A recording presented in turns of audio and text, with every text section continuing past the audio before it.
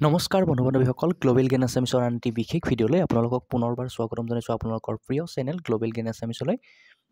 চ' DME exam 2025ৰ বাবে আমি ভিডিঅ'সমূহ দি আছোঁ, লগতে ADRE 3.0ৰ বাবেও কিন্তু ভিডিঅ'সমূহ খুবেই গুৰুত্বপূৰ্ণ হ'ব, ঠিক আছে। আৰু MCQ টাইপ প্ৰশ্ন ইয়াৰ আগতে আমি কেইবাটাও দিছোঁ, আপোনালোকে যদি চোৱা নাই সেই ভিডিঅ'সমূহ, গতিকে সেই পাৰ্ট কিন্তু 3টা চাই ল'ব, খুবেই গুৰুত্বপূৰ্ণ। আৰু প্ৰিভিয়াছ ইয়াৰ কুৱেশ্যন পেপাৰৰ পৰা আমি প্ৰশ্নসমূহ দিছোঁ যিহেতু। তো প্ৰথমটো প্ৰশ্ন লৈ লৈছোঁ, আমি অপশ্যনসমূহ কৈ নিদিওঁ, আপোনালোকে কিন্তু উত্তৰসমূহ লগে লগে দি যাবলৈ চেষ্টা কৰিব আৰু কেইটা পাৰে নিজৰ স্ক'ৰটো শেষত জনাব। ভাৰতৰ কোনটো মন্দিৰত নাগাৰা শৈলীৰ চিহ্ন আৰু যৌন কলাৰ মূৰ্তি আৰু ভাস্কৰ্য দেখা যায়? চ' সেইটো এটা বিখ্যাত মন্দিৰ, সেইটো হৈছে খাজুৰাহো, ঠিক আছে। নেক্সট ভিডিঅ'ত আমি যদি আপোনালোকে প্ৰয়োজন হয়, আমি মন্দিৰসমূহৰ ওপৰত, বিভিন্ন পুৰণি মন্দিৰসমূহৰ ওপৰত এটা বহলাই ভিডিঅ' আনিম। চ' এইটো যিহেতু MCQ টাইপ, ইয়াত আমি বহুত বেছি ডিছকাছ নকৰোঁ। ভাৰতৰ কোনটো মন্দিৰত নাগৰা শৈলীৰ চিহ্ন আৰু যৌন কলাৰ মূৰ্তি আৰু ভাস্কৰ্য দেখা যায়? সেইটো হৈছে খাজুৰাহো। চ' নেক্সট দ্বিতীয়টো প্ৰশ্ন, মোহিনীয়াট্টম কোনখন ৰাজ্যৰ বিশিষ্ট নৃত্যকলা? সেইটো হৈছে আমাৰ কেৰেলাৰ, ঠিক আছে। মোহিনীয়াট্টম হৈছে কেৰেলা ৰাজ্যৰ বিশেষ নৃত্যকলা। নেক্সট 3 নম্বৰ প্ৰশ্নটোলৈ আহিছোঁ, সত্ৰীয়া নৃত্যক সংগীত নাটক অকাডেমীয়ে কেতিয়া শাস্ত্ৰীয় নৃত্য হিচাপে স্বীকৃতি দিছিলে? চ' এইটো খুব গুৰুত্বপূৰ্ণ প্ৰশ্ন আৰু অসমৰ পৰীক্ষাসমূহত সঘনে কিন্তু এইটো প্ৰশ্ন আহে। সত্ৰীয়া যি নৃত্য আছে, সেই নৃত্যক বা সেই যি সংগীত নাটক অকাডেমীয়ে কেতিয়া শাস্ত্ৰীয় নৃত্য হিচাপে স্বীকৃতি দিছিল, সেই চনটো আমাক লাগে। সেই চনটো হৈছে 2000 চনত, ঠিক আছে। আকৌ এবাৰ কৈ দিছোঁ, যি সত্ৰীয়া নৃত্য আছে আৰু সেই নৃত্যক সংগীত নাটক অকাডেমীয়ে কেতিয়া শাস্ত্ৰীয় নৃত্যৰ হিচাপে স্বীকৃতি প্ৰদান কৰিছিলে, সেইটো হৈছে 2000 চনত। মনত ৰাখিব, পঢ়াৰ কোনো কাৰণে নাই। তো এইটো এটা প্ৰশ্ন খুব সঘনে আহে। আৰু অসমত মাটিৰ জৰীপ কাৰ্য প্ৰথমতে কোনে প্ৰৱৰ্তন কৰিছিল? এইটো এটা মষ্ট এক্সপেক্টেড কুৱেশ্যন হয়, সেয়া হৈছে গদাধৰ সিংহ। অসমত মাটিৰ জৰীপ কাৰ্য প্ৰথমতে কোনে প্ৰৱৰ্তন কৰিছিল? সেয়া হৈছে গদাধৰ সিংহ। নেক্সট 5 নম্বৰ প্ৰশ্ন, আহোমসকলৰ বিবাহ পদ্ধতি কি বুলি জনা যায়? এইটো এটা খুবেই সহজ প্ৰশ্ন, আপোনালোকে উত্তৰটো দিবই পাৰিছে। য়েছ, হাঁহিও উঠিছে বহুতৰ, ইমান ইজি প্ৰশ্ন আহিব নহয়, 2-এটা ইজিও আহিব পাৰে, অকণমান মনত পেলাবলৈ দিছোঁ। আহোমসকলৰ বিবাহ পদ্ধতি কি বুলি কোৱা হয়? চকলং বিবাহ, ঠিক আছে। ভিলেজ ৰকষ্টাৰ বোলছবিখনৰ পৰিচালক কোন? এনেকুৱা ধৰণৰ প্ৰশ্ন কিন্তু আমি দেখিছোঁ যে সঘনাই পৰীক্ষাসমূহত আহে, আৰু এইটো প্ৰশ্ন অলৰেডি আহিছিলে। চ' এনেকুৱা ধৰণৰ আহিব পাৰে, সেইবাবে অকণমান মনত পেলাই দিছোঁ। আপোনালোকে উত্তৰটো দিয়কচোন। য়েছ, কাৰেক্ট এনচাৰ ৰীমা দাস, ঠিক আছে। ভিলেজ ৰকষ্টাৰ বোলছবিখনৰ পৰিচালক হৈছে ৰীমা দাস, হিমা দাস নহয় কিন্তু দেই, ৰীমা দাস, ঠিক আছে। ভিলেজ ৰকষ্টাৰ্ছ বোলছবিখনৰ পৰিচালক হৈছে ৰীমা দাস। চ' নেক্সট 7 নম্বৰ প্ৰশ্ন, প্ৰথম অসমীয়া পষেকীয়া কাকত জোনাকীৰ প্ৰথম সম্পাদক কোন আছিল? জোনাকীৰ প্ৰথম সম্পাদক আছিলে কোন? চন্দ্ৰকুমাৰ আগৰৱালা। প্ৰশ্নটো খুবেই গুৰুত্বপূৰ্ণ আৰু মানে সঘনাই আহে এইবোৰ প্ৰশ্ন। প্ৰথম অসমীয়া পষেকীয়া কাকত, আৰু এনেকৈ ধৰণে প্ৰশ্নটো আহিব যে প্ৰথম অসমীয়া পষেকীয়া কাকতখনৰ নাম কি? তেতিয়া আপোনালোকে লিখিব লাগিব জোনাকী, আৰু জোনাকীৰ প্ৰথম সম্পাদক হৈছে চন্দ্ৰকুমাৰ আগৰৱালা। নেক্সট, কোনবিধ ৰঞ্জক পদাৰ্থই স্তন্যপায়ী প্ৰাণীৰ তেজৰ ৰং ৰঙা কৰে? ঠিক আছে, কোনবিধ ৰঞ্জক পদাৰ্থই স্তন্যপায়ী প্ৰাণীৰ তেজৰ ৰং ৰঙা কৰে? আমি তেজৰ ৰং যে ৰঙা হয়, সেইটো কিহৰ বাবে? সেইটো হৈছে হিমগ্ল'বিনৰ বাবে, সেইটো সকলোৱে জানে, ঠিক আছে। ব্লাডৰ সেইকাৰণে হিমগ্ল'বিন লেভেলটো সঘনাই টেষ্ট কৰি থকা হয়, ঠিক আছে। নৰ্মেল যিটো হিমগ্ল'বিনৰ যিটো ৰেঞ্জ, সেইটো কিমান? ইয়াৰ আগৰ মেবি প্ৰথমটো ভিডিঅ'ত আমি এইটো প্ৰশ্ন অলৰেডি ডিছকাছ কৰিছোঁ, আপোনালোকে কওকচোন বাৰু। ছায়েন্সৰ পাৰ্টত এইটো প্ৰশ্ন আমি ডিছকাছ কৰিছোঁ, সেইবাবে নকওঁ, ঠিক আছে। প্ৰশ্নটোৰ উত্তৰ হৈছে কোনবিধ ৰঞ্জক পদাৰ্থই স্তন্যপায়ী প্ৰাণীৰ তেজৰ ৰং ৰঙা কৰে? সেইটো হৈছে হিমগ্ল'বিন। গ'ল। নেক্সট প্ৰশ্ন, আৰু তলত আমি আপোনালোকক প্ৰেক্টিছ OMR ছেট তলত আমি দি দিছোঁ, আমি ডিছক্ৰিপশ্যনৰ পৰা আপোনালোকে বাই কৰিব পাৰে, আৰু মানে এক্সামৰ কাৰণে কোনটো পেন ইউজ কৰিব সেইটো আমি ডিছক্ৰিপশ্যনত দি দিছোঁ, আপোনালোকে যদি ইচ্ছা কৰে তাৰ পৰা বাই কৰিব পাৰে, ঠিক আছে। ডিছক্ৰিপশ্যনত আমি লিংকটো দি দিছোঁ বাৰু। উদ্ভিদৰ ফ্লোয়েম কলাই কি পৰিবহণত সহায় কৰে? উদ্ভিদৰ ফ্লোয়েম কলাই খাদ্য পৰিবহণত সহায় কৰে।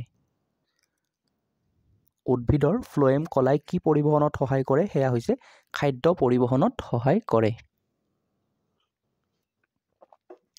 নেক্সট 10 নম্বৰ প্ৰশ্ন তলৰ কোনটো এটা ৰেচন অংগ হয় ৰেচন অংগটো হৈছে আমাৰ যেটো কিডনিটো মানে আমাৰ বৃক্ক ঠিক আছে ৰেচন অংগ হয় আমাৰ বৃক্ক ঠিক আছে এটো প্ৰশ্ন সকলে জানে তলৰ কোনটো এটা ৰেচন অংগ হেতু হৈছে কিডনি আমাৰ ওকে নেক্সট কোনটো মাধ্যমত শব্দৰ গতিবেগ আটাইতকৈ কম হয় ইয়াতে কম হৈছে কোনটো মাধ্যমত যেটো শব্দৰ গতিবেগ আটাইতকৈ কম হয় ইয়াতে কম বুলি কৈছে গতিকে হেতু হ'ব গেছীয় কোনটো মাধ্যমত শব্দৰ গতিবেগ আটাইতকৈ কম হৈছে মানে বা কম হয় হেতু হৈছে আমাৰ গেছীয় ওকে নেক্সট 12 নম্বৰ প্ৰশ্ন উষ্ণতা জোখা যন্ত্ৰটোৰ নাম হৈছে yes থাৰ্মোমিটাৰ উষ্ণতা জোখা আমাৰ যন্ত্ৰটোৰ নাম হৈছে থাৰ্মোমিটাৰ নেক্সট 13 নম্বৰ প্ৰশ্ন গাড়ীৰ যেটো পিছফাল আছে পিছফালটো চাবলৈ কি দাপোন ব্যৱহাৰ কৰা হয় গাড়ীৰ পিছফালটো চাবলৈ কি দাপোন ব্যৱহাৰ কৰা হয় হেতু হৈছে উত্তল দাপোন দিনহক উত্তল অবতল বহুতৰে খেলিমেলি লাগে অকনমান প্ৰশ্নটো মনত ৰাখিব গাড়ীৰ পিছফালটো চাবলৈ কি দাপোন ব্যৱহাৰ কৰা হয় হেয়া হৈছে উত্তল দাপোন নেক্সট অকনমান আহোম বুৰঞ্জীত আহি যাও বৰপাত্ৰ গোহাঁই পদবীৰ কোনে সৃষ্টি কৰিছিল এটো উত্তৰটো আপোনালোকে দিয়কচোন বৰপাত্ৰ গোহাঁইৰ পদবী কোনে সৃষ্টি কৰিছিল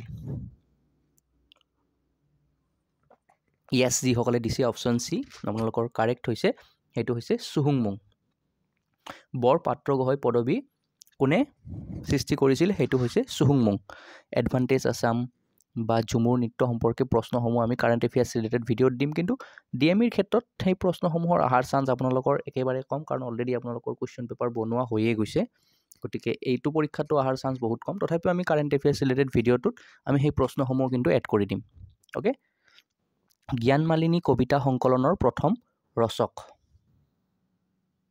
কক জ্ঞানমালিনী কবিতা সংকলনৰ ৰচক কোন আছিলে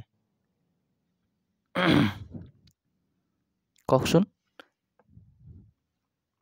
জ্ঞানমালিনী কবিতা সংকলনৰ ৰচক আছিলে মফিজউদ্দিন আহমদ ঠিক আছে জ্ঞানমালিনী কবিতা সংকলনৰ ৰচক মফিজউদ্দিন আহমদ নেক্সট 16 নম্বৰ প্ৰশ্ন অংকিয়া নাটৰ জনক এটো প্ৰত্যেককে পাৰিব চকুমুজি উত্তৰ দিব পাৰিব অংকিয়া নাটৰ জনক হৈছে কোন মহাপুৰুষ শ্ৰীমন্ত শংকৰদেৱ সো শংকৰদেৱটো হৈছে আমাৰ কাৰেক্ট এনসাৰ নেক্সট 17 নম্বৰ প্ৰশ্ন